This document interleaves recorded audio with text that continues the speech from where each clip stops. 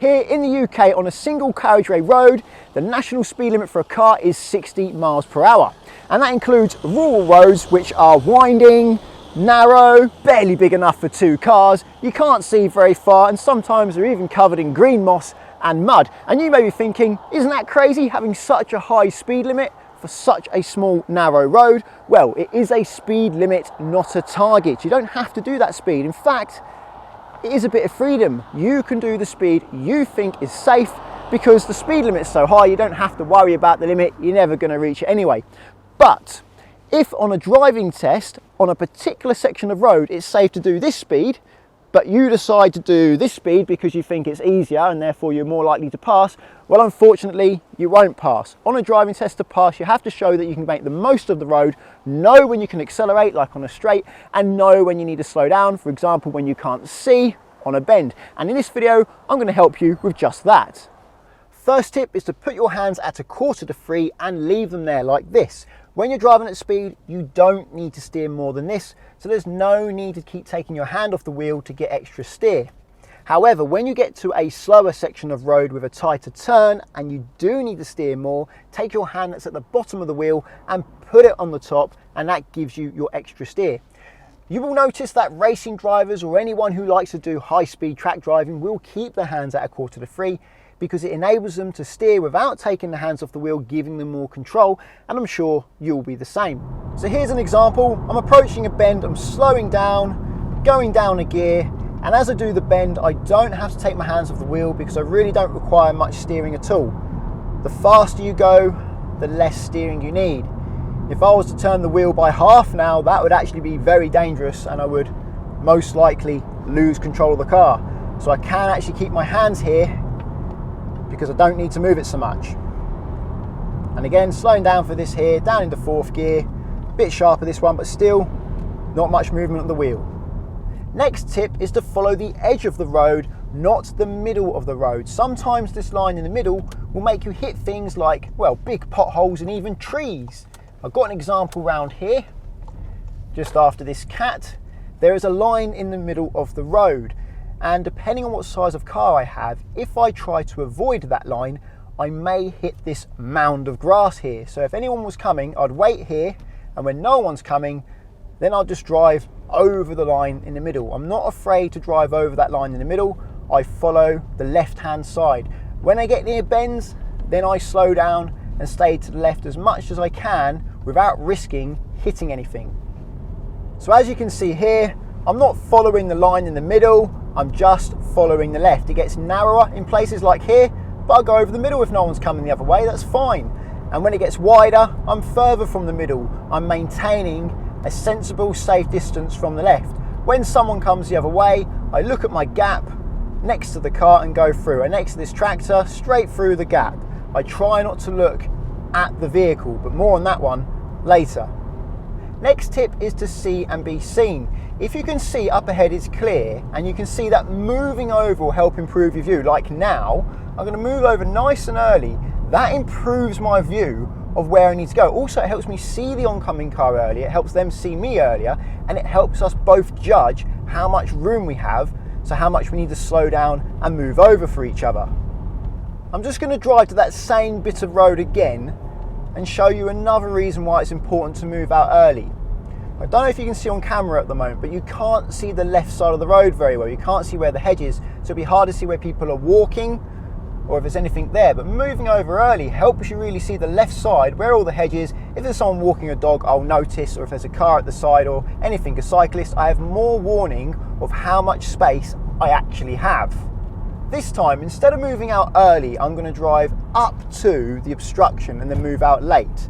And you'll see how much worse my view is, and now I've got to move out late like a jack-in-the-box into oncoming traffic.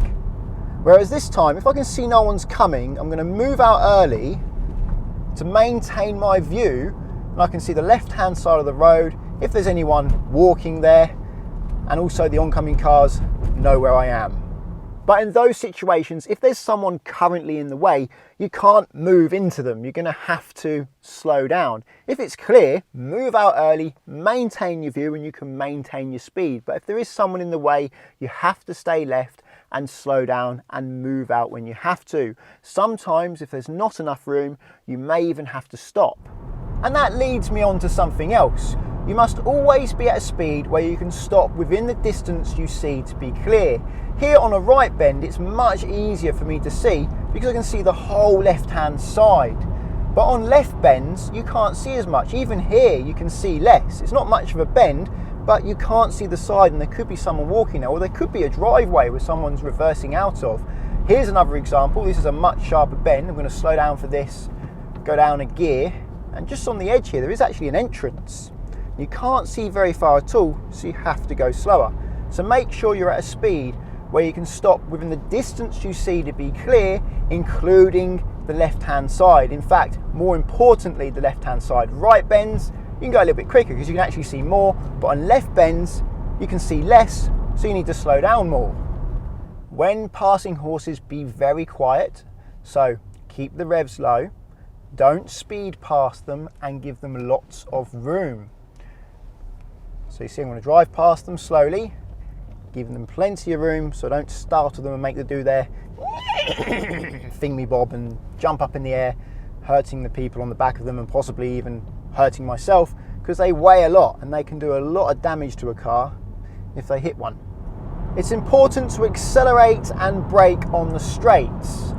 So I'm braking now for this bend, going down a gear before the bend, and then trailing off the brake through the bend. You don't want to be doing sudden, harsh changes of speed mid-bend, because that can unsettle the car and cause you to lose control. So brake before the bend, change gear before the bend, trail off the brake just as you enter the bend. Trailing off the brake means you reduce the brake as you start to steer. Don't come off the brake suddenly, because a sudden change in deceleration can upset the car and cause you to lose control. You want to be as smooth and progressive as you can mid-bend. Ideally, no change in speed on the bend, a steady neutral speed if possible, but that's not always possible.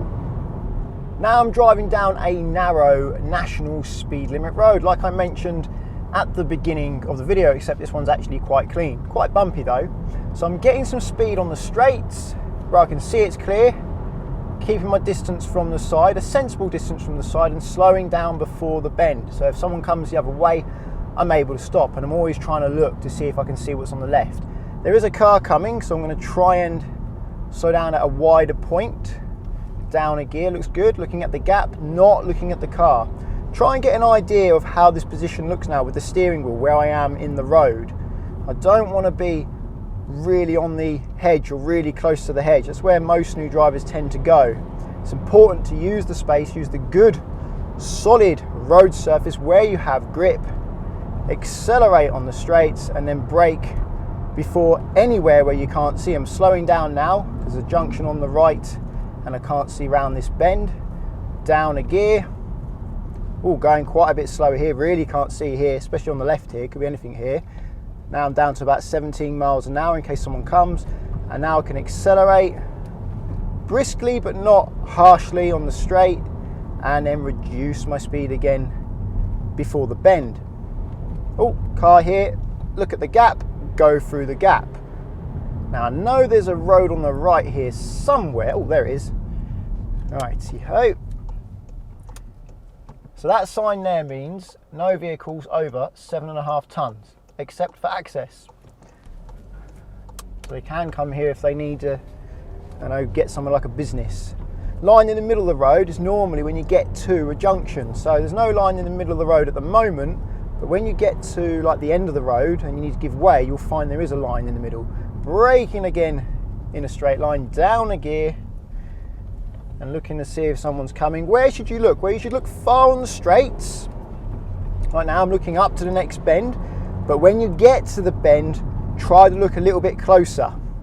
That way you'll do the bend better. Try not to look across the bend too much if you can. I mean, this is quite close, you can't really if you want to, because if you look across the bend, particularly on right bends, you tend to cut the corner and go into the other side of the road.